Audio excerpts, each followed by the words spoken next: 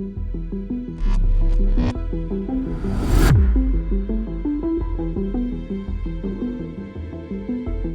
welcome to our special Corruption, a Biden family business.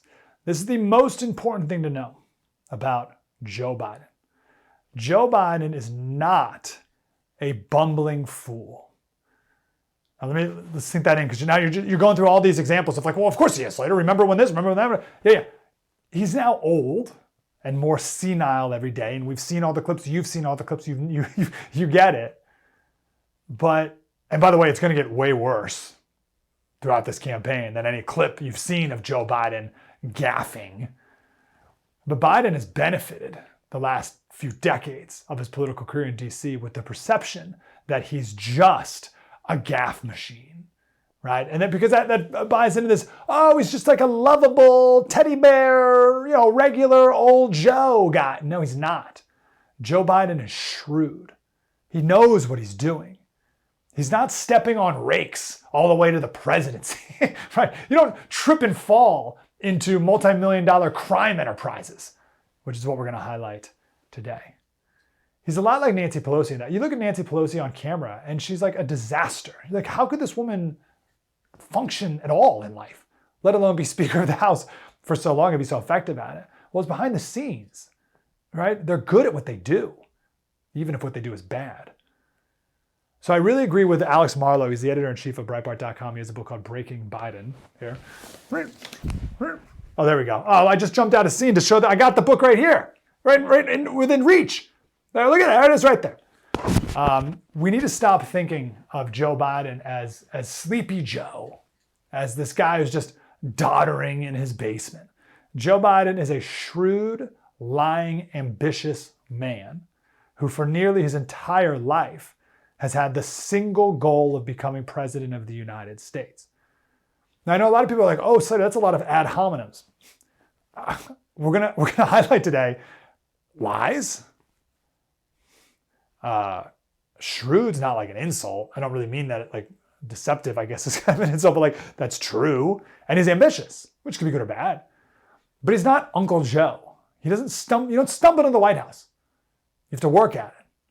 So we got to reset the narrative of Joe Biden. You can't just say he's old and senile. He's worse than that. He knows exactly what he's doing. And he and his whole family have gotten rich off of it in the process. Thrilled to talk on the show with Emma Jo Morris. She's the one who broke the Hunter Biden laptop story when she was at the New York Post.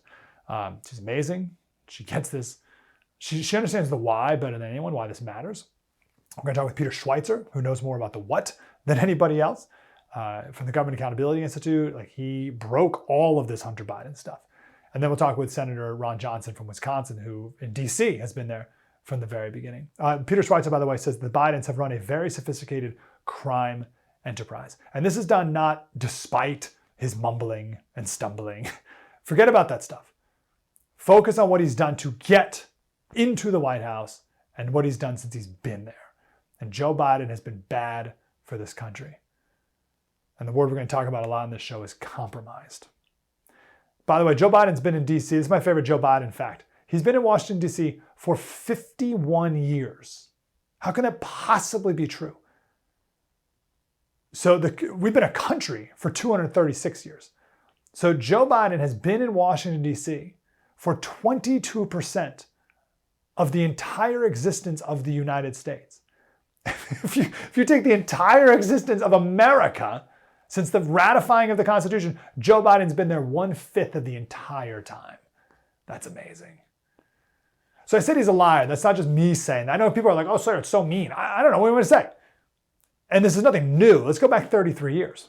When Clarence Thomas was being confirmed by the Senate to be Supreme Court Justice, Joe Biden led the confirmation hearings. There he is. Ooh, look at that. That's a very serious face. Before the hearings, Senator Biden told Clarence Thomas to his face that the hearings, listen, they're not going to be an ordeal. Going to give you a couple, you're going to be nervous naturally, so I'm going to give you a couple softballs at first, help you relax, because I want you to be able to do your best. That's what he said. And he assured Clarence Thomas that there's no tricks up my sleeve. And Clarence said, instead of that softball he promised to ask, he threw a beanball straight at my head.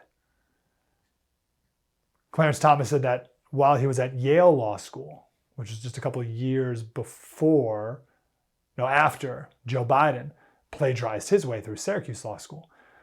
Clarence Thomas would listen to this song called Smiling Faces by the Undisputed Truth. And the opening line to the song is, smiling faces sometimes pretend to be your friend. Smiling faces show no traces of the evil that lurks within. And Clarence Thomas said he met one of those people in the Senator Joe Biden, who lied throughout that entire fiasco. And he knew it. Joe knew it, of course. He didn't care. The one thing I want us to know about Joe Biden, so that's like the first big picture point, is he knows what he's doing. He's not a bumbling guy, old man in his basement, even though he's getting more senile every day. But the big thing I want to know about Joe Biden in big picture is his ambition. So here's the background. Joe's uncle, so his dad's brother, got rich selling sealants for coffins. So that sounds ridiculous. It's true. Joe's dad got in business with his uncle, and they did great. They got some military contract too. And they got a big house, and they hung out on a yacht, and they lived a really good life financially. Then his uncle and dad, they lost it all. And Joe's family moved into his mom's parents' house in Scranton. But the good life lasted long enough for Joe to have tasted it.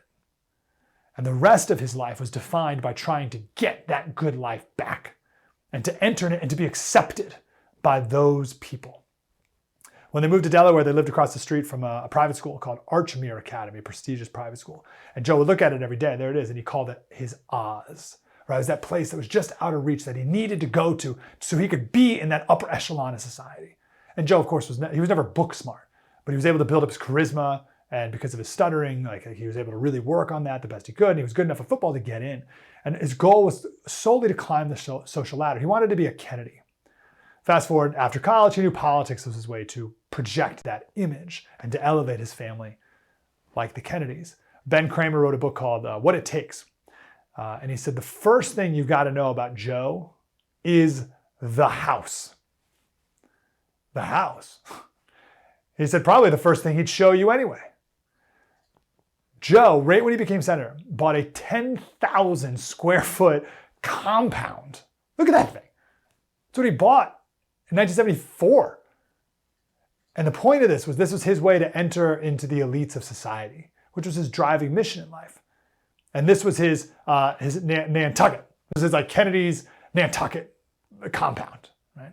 For the family, which we'll get to later as well. So he had a salary.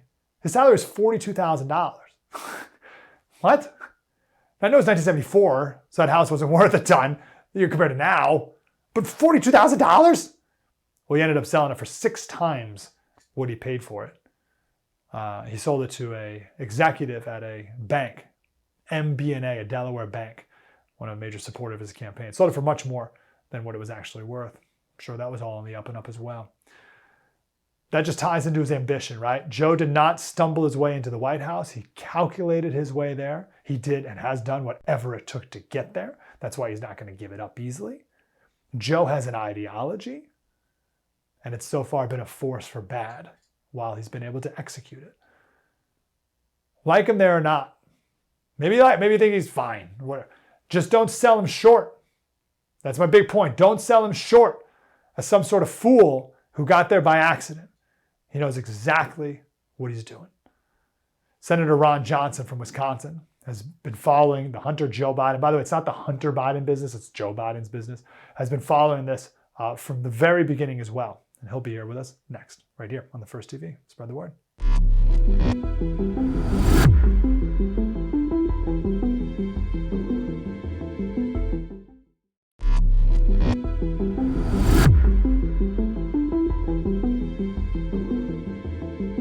For 6 years, I have been the target of the unrelenting Trump attack machine, shouting, "Where's Hunter?" Well, here's my answer. I am here. Let me state as clearly as I can. My father was not financially involved in my business, not as a practicing lawyer, not as a board member of Burisma, not in my partnership with a Chinese private businessman, not in my investments at home nor abroad, and certainly not as an artist. That's such a great, as an artist. As an artist is a great aside there at the end. I love it. I'm right here. Yeah, you're supposed to be in there, though. You're supposed to be in the building. Senator Ron Johnson from Wisconsin is here. He's the chairman of the Senate Homeland Security and Government Affairs Committee, among others, but he's been investigating Hunter Biden from the very beginning. Senator, how are you, sir? I'm doing well. How about yourself? Very good. So I live in Nashville now, sir, and I was at a Culver's the other day. So I was transported to Wisconsin every time we go to Culver's. And as we were waiting for our delicious hamburger, the screen said that 30% of Wisconsin is farmland. Is that true, sir? I would think it's almost more than that, but I'm not going to dispute that claim. But Culver's is a great place to eat. They got great custard and they've got great hamburgers. Who are we to question the screen in the restaurant of Culver's on their trivia facts of the day as we're waiting for our burger? Sir, as someone who doesn't pay attention to politics, and you bump into them in the street, and they're like, hey, Senator, I've heard like Hunter Biden or whatever. What's your elevator pitch as to why this is something we should know about and care about? Well, when you have a president of the United States who's been involved in corruption with his family, basically profiting off his family name for years, maybe even decades, and now you have a president of the United States that is probably compromised by that fact. We don't know all of the vast web of foreign financial entanglements of Biden Inc. that corrupt family, the bunch of grifters. But I'll tell you who basically does. Chinese intelligence, Russian intelligence, Iranian intelligence. And when you take a look at the actions that President Biden has taken in office, you have to really scratch your head and go, is some of this softness on both China and Iran, is that the direct result of the goods they have on him, what they know about his family's corruption? It's a legitimate question. Yeah, so the compromisedness, that's the key word, I think, in all of this. So let's jump to that, and then we can bounce back a little bit to some more of Hunter's doings. But what's the implication here? Compromised how? With whom? Well, again, when you have millions of dollars flowing in from entities, largely controlled by, for example, the Communist Party of China, flowing into the labyrinth of businesses that Hunter Biden and the Biden family set up to basically launder money. That creates a real problem for a sitting president when you have that level of corruption, particularly when you have a president that has lied repeatedly to the American public. You open with that clip of Hunter Biden. His dad is an accomplished liar. Why wouldn't we believe that Hunter Biden is every bit as accomplished as well? So again, this is serious business. Remember, we went through how many years of political turmoil because of the false narrative, the false allegation that Trump might have been doing deals in Russia and that could have compromised a Trump presidency. Is complete BS. It was completely false, and yet the mainstream media, like bulldogs in somebody's ankle, they ran with that story for years, even though it's pretty obvious that was totally false. The FBI knew that. So now we actually have a clear-cut case of that level of entanglement, that level of connections between countries that are adversarial to America, millions of dollars flowing in from those countries into the coffers of the Biden family. And the media just shrugs and says, oh, there is no evidence. No, there's a mountain of evidence. It's just the mainstream media is continuing to cover up for the Biden family. That's right. I suppose there's a spectrum to this answer. So where are you on the spectrum of this is Joe Biden's doing, this criminal enterprise, and Hunter's like the fall guy or whatever, or the bag man? Or is this Hunter Biden's brainchild and Joe Biden is just stumbling along on the side, unknowing what's really happening in front of him? Where are you on that? Joe Biden is the Don. He's the one that was a senator, that was a vice president, now is president of the United States. I mean, it's his name that the family grifts off of, that they cash in on. So he's the mastermind from my standpoint. Obviously, he's lied repeatedly that he never talked to Hunter about his overseas business deals. Why would you lie if you're not trying to cover up something that was wrong? His brother's been profiting off his brother's name for years. So again, he's the head of the family. He is the Don, if you want to make an analogy to the mafia. And obviously he's compromised. We have evidence of it. For example, the one email that says that there'll be 10% withheld for the big guy. Hunter Biden in a email to his daughter, I believe it was, is talking, bemoaning the fact that he's got to support the family, but don't worry, daughter, I'm not going to require you to give me 50% of your income like Pops does. So again, there's so many indications, and now we're starting to get the goods on it. Senator Grassley and I laid out the labyrinth of companies. We showed the tens of millions of dollars of suspicious funds flows. Now the House is filling in the piece of the puzzle, more and more details. They're getting the bank records. We're seeing more money flow to more Biden family members. And again, just take a look at how obvious this is. What did any of those Biden family members do to deserve those levels of payment? I come from the business world. You don't just turn over $1 million to somebody without any expectation of getting something in return. They were expecting some kind of a government action, some kind of favorable treatment from the Vice President of the United States. The concern is there's always going to be some level of plausible deniability to it all, right? I feel like people are waiting for for some proof that of the perfect crime here, Senator, where it's like, we've proved it. Like, are you ever going to get that thing, that email where Joe Biden says, I'm the big guy? Listen, I think we have enough evidence. You're starting to see the actual cash flow. One of our problems is, Hunter Biden in that what I would consider very narrow indictment, evading $1.4 million in taxes over 4 years. Now, again, just think of that. Most Americans would dream of having a tax liability of $1.4 million because it means they made so many more millions of dollars, and that'd be wonderful. So again, $1.4 million of tax evasion. During that same 4-year period, Hunter Biden spent $4.9 million. Of that, $1.6 million was in cash. Okay, that's about $1,000 a week in cash. No, I think it's $1,000 a day in cash. It's a tremendous amount of money, okay? And you have to wonder, is that how Joe Biden, the big guy, got his 10% cut through untraceable, cold, hard cash?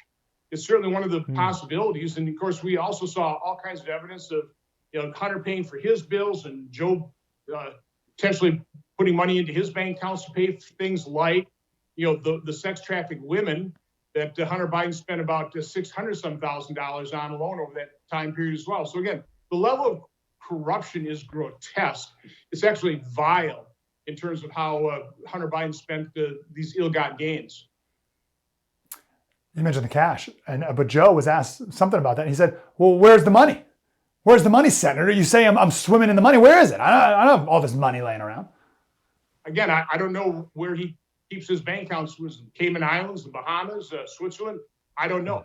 But again, my concern is that the Chinese intelligence agencies, Iranian, Russian intelligence agencies do know that, and they're probably holding over his head. I think I know I have, Senator. I've fallen for this, and I think others have. I don't have a name for it. If you want to call it like the NCIS effect or something, where we think that a problem will be presented and then the solution will be wrapped up in a 40-minute episode, right? Or maybe it'll be like a couple episode season on Amazon that you can binge watch on a weekend. And I get frustrated when real life things take time. Do you sense the frustration of the American people of hurry up already, guys? Sure. Like get to the bottom of this, prove this already so we can move on. Nobody can out frustrate me. Okay, or Senator Grassley. We laid out more than enough evidence to certainly persuade people not to vote for Joe Biden, but the mainstream media covered it up, intelligence officials covered it up. So, nobody can out frustrate me from that standpoint, but I will say these investigations take time, particularly when you have uncooperative witnesses. People that, for example, shut a subpoena from Congress, are in contempt of Congress. And by the way, that's potentially another crime that Joe Biden has just committed. If he was talking to Hunter Biden and encouraging him to not cooperate with that subpoena, there's criminal statutes against that type of obstruction of justice. So listen, this is a corrupt family. It is obviously a corrupt family. Piecing together the exact piece of evidence takes some time. I think we have more than enough. Are we going to have that smoking gun where you have a video of Joe Biden saying, I'm a corrupt individual, I've committed multiple felonies, cuff me? No, you're probably not going to get that, but pretty darn close to it. Is this impeachable?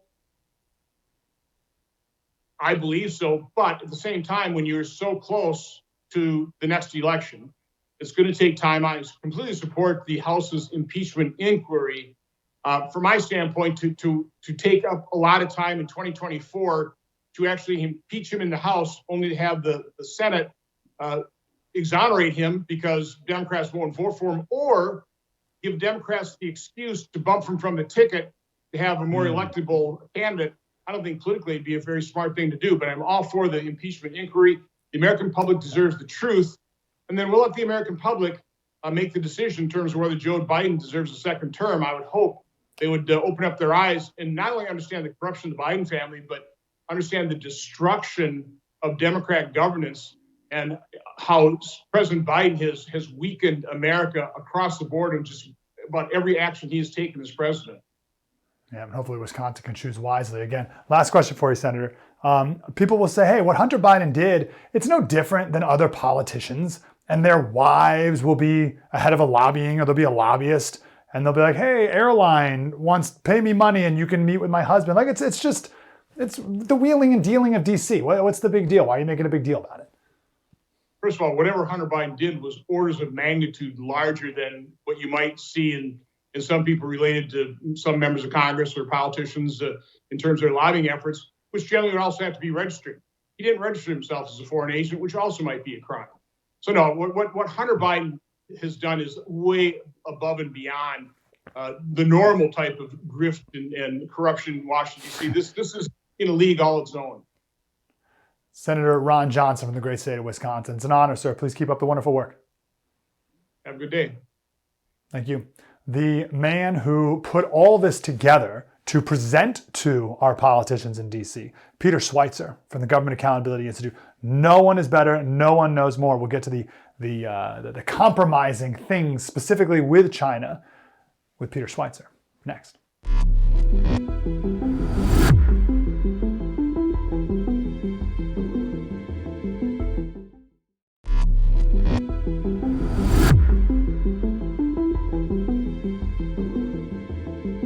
My son has not made money in terms of this thing about, what are you talking about? China. I have not had the only guy made money from China is this guy. He's the only one. Nobody else has made money from China. Oh, that is so good. I've never seen that clip. That's fantastic. It's great. Peter Schweizer is here. No one knows more about all this. He's the host of the Drill Down podcast, president of the Government Accountability Institute, and the author of the book Red-Handed, How American Elites Got Rich, Helping China Win. That red-handed. Peter, great to talk to you, sir. Great to be with you as always, Mike. Thanks for having me. What do you make of that clip of Joe being like, whoa, I never got any money? Yeah, well, first of all, it's false. The family has received large sums of money from China, some $31 million if you look at the laptop and you look at the financial transactions. So $31 million is quite a bit amount of money, but it fits the pattern. I mean, look, when we first broke this story in 2018, they denied that there were any dealings in China at all. Then they kind of morphed to saying, well, there were dealings, but Hunter made no money. That's the clip that you heard. Then it became that, Joe Biden had no knowledge of the deals. Then it was changed to Joe Biden may have known about them, but he wasn't involved. And now the latest iteration is, well, he might have been involved, but he was not financially involved, which I don't think is correct either. So really from the beginning, they've been dishonest about this. And it's only been the hard work of the congressional committees and some researchers that have held them into account because the mainstream media has been nowhere on this story. Yeah, you're humble. And the Government Accountability Institute doing all the groundwork in the front end. We talked to Senator Ron Johnson a moment ago from Wisconsin. He was fantastic. We like him, right? Yeah, no, he's terrific. He's been there from the beginning, and he's just been about wanting to get the facts out, which is what we should all want. So kudos to Senator Johnson. Very good. He used the word compromise, and I don't hear a lot of politicians use the word Joe Biden's compromise. They kind of leave it at, he made a lot of money, and that's it. Right. But he took it the next level. Yeah. Now it's a big next step. So how do you explain that? Well, I would agree with Senator Johnson, and I think it's a question of a couple of things. First, you look at the quantity of money. some $31 million. It's well documented. And this involves, transfers of $5 million to the Biden family for no discernible service whatsoever. So why are they continuously sending tens of millions of dollars to the Biden family? That's sort of a curious question. And then the second thing you want to look at is the issue of who is sending the money. And as I point out in Red Handed, when you look at the 3 Chinese businessmen that have sent the bulk of that money, each and every one of them has ties to the highest levels of Chinese intelligence. Everybody knew he was the son of the vice president at the time, and any intelligence service worth their weight in gold would want to recruit or compromise somebody that is in that position of leadership in a family that's so powerful in the United States. Yes, of course, and the Bidens are happy to take the money. So right now, how do you think Chinese intel is feeling about all of this?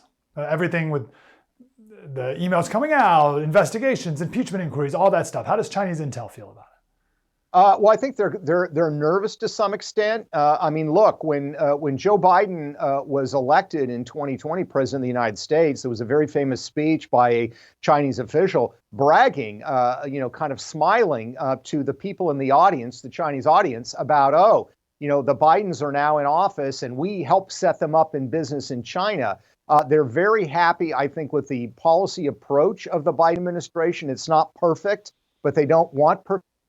What they're looking for is what they call big help with a little bad mouth. In other words, they understand that officials in the United States are going to have to badmouth China. They're even going to have to carry out some policies they may not like.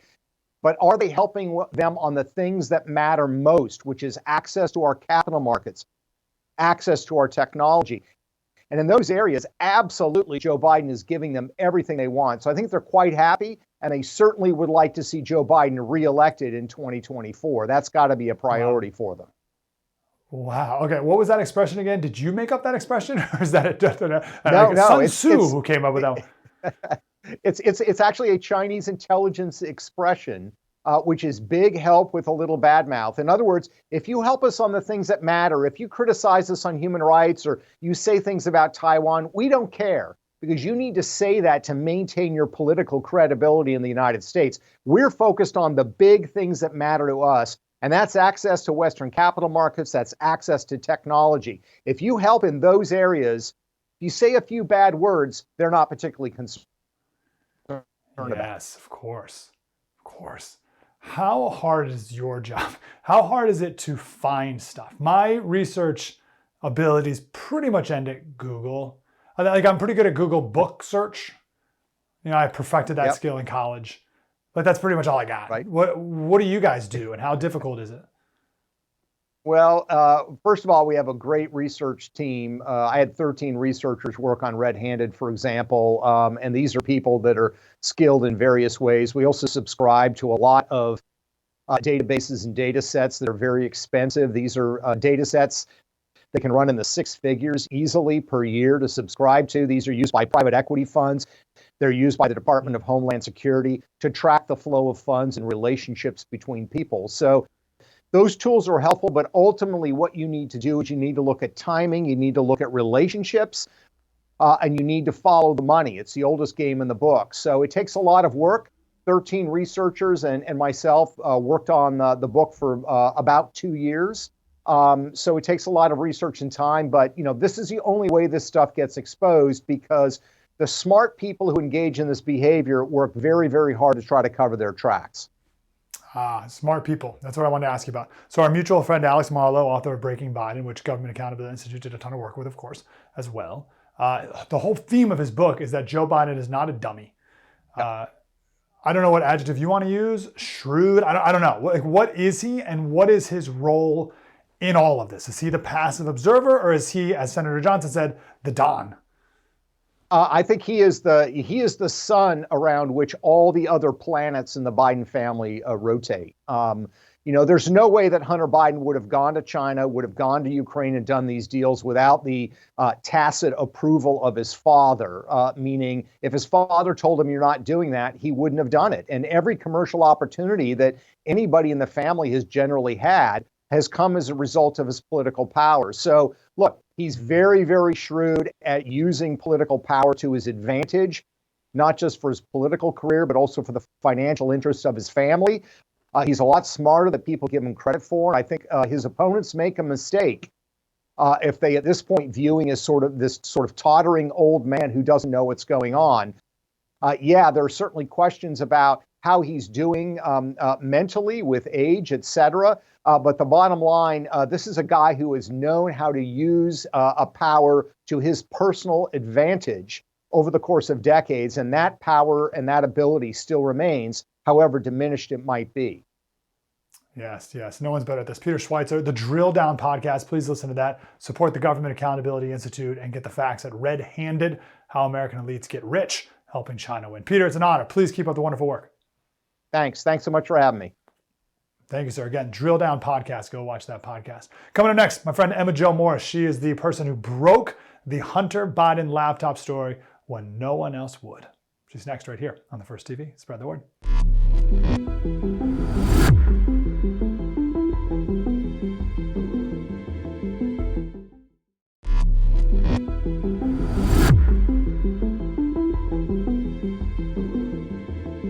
Because look, Very quickly. there are 50 former national intelligence folks who said that what he's accusing me of is a Russian plant.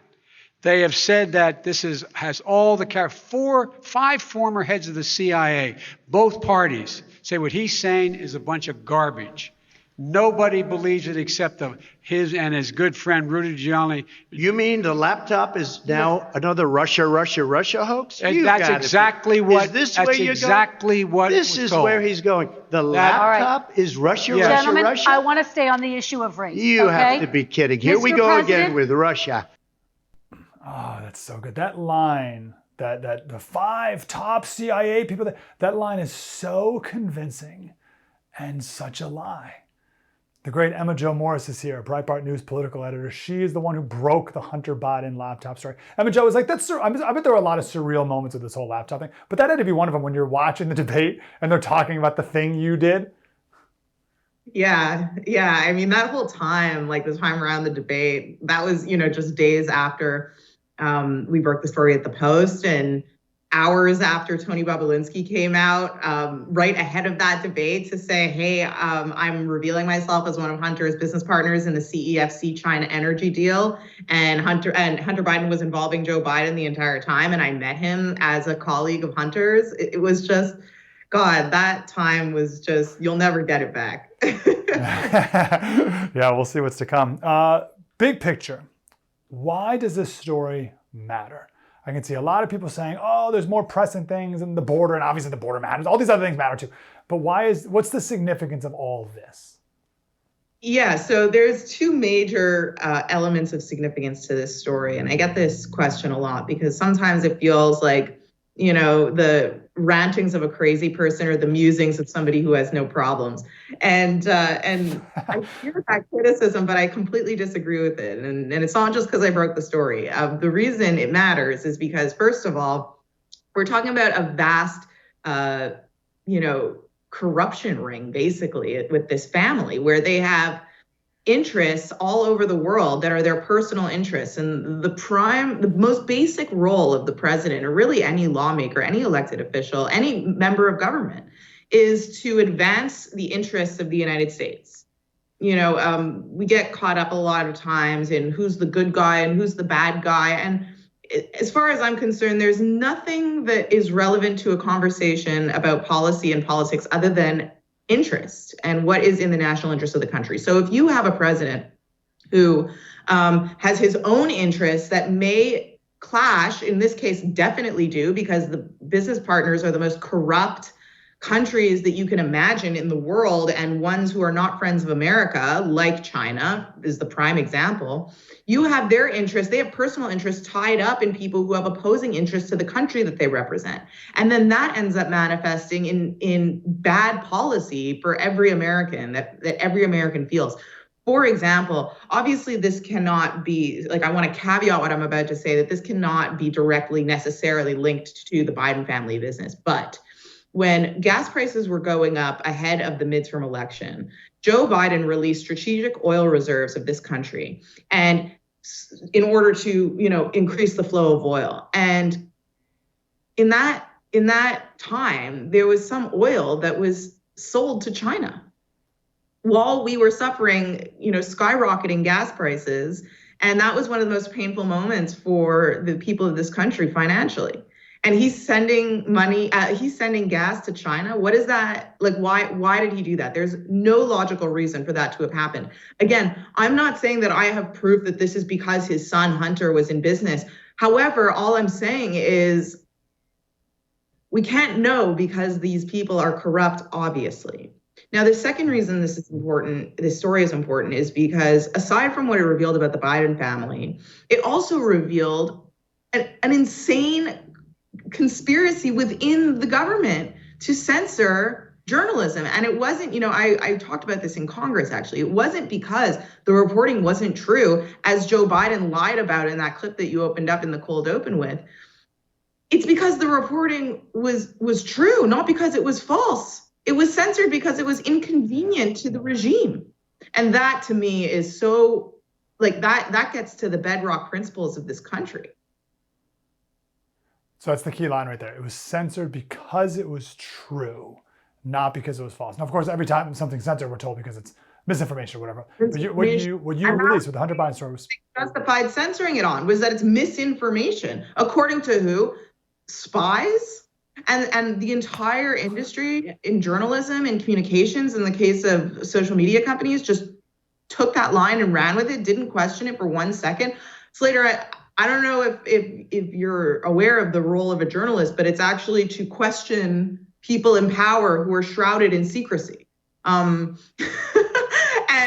I could name maybe the one most powerful institution in America that is shrouded in complete secrecy, that would be our intelligence community and our spy agencies, and journalists just somehow decided that they take their word for it. Pretty amazing. Okay, this is worth digging into again. So one reason I respect what you do so much is because I think you are, I don't know how many more there are, but like an actual journalist. And you don't fall for the appeal to authority, which is what Joe Biden just did right there. Because that's why I said that's an effective line from Joe Biden. One would fall for that. What was it, 50 top intelligence guys, the most recent 5 CIA leaders or whatever. That's quite an appeal to authority. That's quite the credible argument, if that is an argument that holds water. Well, only if you, like Joe Biden, you've been in a freezer for the last 30 years. Because as far as I've been alive and cogent, what have the intelligence community told us? The very credible authorities, what have they told us? They told us that there were weapons of mass destruction in Iraq. They told us that that Trump was in a conspiracy with Vladimir Putin to buy ads on Facebook in order to steal the 2016 election. And now they've told us, okay, now we're coming. And the Hunter Biden laptop was what? Concocted by me and Miranda Devine and Rupert Murdoch and Vladimir Putin in a dark room on 6th Avenue? What are they even understood the claim? We only got about a minute, Emma Joe. What do you, predictions, you're a journalist, not a predictor. So I won't ask you that. What would you suggest our course of action is moving forward in the next X number of months until the election when it comes to this? I think the course of action is really just to I don't know how this goes for us, because the truth is we don't have subpoena power. This is in the hands of Congress at this point, and however Congress proceeds is how this goes. So, thank God the audience tends to be in conservative media and alternative media really engaged in an activist audience. And I think that the way to go forward is to really pick up the phone, write a letter to your local representative, to your congressperson, and say, what happened in 2020 was not acceptable. In 2020 was not acceptable, was not okay. And we need to understand what went on there. We need to rectify the situation, this is your job, to solve how it is that the intelligence community swung an election, in essence, for Joe Biden, and how to prevent that from happening again. That's right. And really demand that.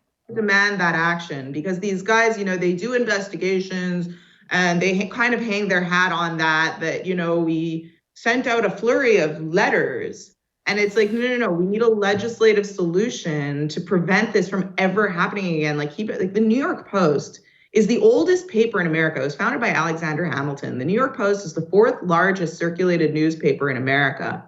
This isn't some like sketchy blog that this showed up in, and the social media kind of was like, we're content moderating that because we can't trust. Like, that's nuts. That shouldn't be allowed to happen. Emma Jo Morris. When Emma Jo and I usually talk on our radio show, we talk for like a half an hour, so this was not nearly enough, but let's do it over on the radio some more. Thank you so much. Thank you for having me on. Thank you, ma'am. Have an awesome day. Speaking of radio shows, someone called into the Sirius XM radio show on Patriot, and they said, I'll never forget this. I'll never forget the way he said it. I won't be able to simulate it. He said, Slater, I'm just, and as soon as he said justa, my alarm went off. So hold on. But he said, I'm just a political layman. And then he went on and he made a brilliant point. And I said, okay, first of all, great point. We'll get back to that in a second. But why did you just say you're a political layman? And he said, I'm not as smart and I don't know as much as everyone here on Patriot, on SiriusXM Patriot. And same to be said for here on the First, of course. And I said, man, first of all, you are way smarter than 90% of this country. So don't sell yourself short. You are so far ahead of the game, you don't even know it. First of all, you're listening to political talk at 6 a.m. But even that, forget about the smarts, man. You have the wisdom. That's what people lack. Joe Biden is smart. Joe said Hunter's the smartest person he knows. They're smart, but they're not good. And they may be smart, but they're not wise. Proverbs 1. If you had to pick one proverb, just start with the first one. Wisdom cries aloud in the street. Oh, naive ones. How long will you love being simple? How long will scoffers delight in their scoffing, someone who looks down on you? How long will fools hate knowledge? We're up against the naive, the scoffers, and the fools. You're not one of those. You have wisdom. All those values are written on your heart. You know right from wrong. You have instinct for liars and scoffers and fools. Follow that wisdom. Follow that instinct. Don't let these people get away with convincing you that you're just or less than, or don't know as much. That silences you. That's an effort to silence you. You know what's right and wrong. And it is up to us, because no one else is doing it. It's up to us to hold them accountable. The naive, the scoffers, and the fools. Mike Slater, The First TV. Spread the word.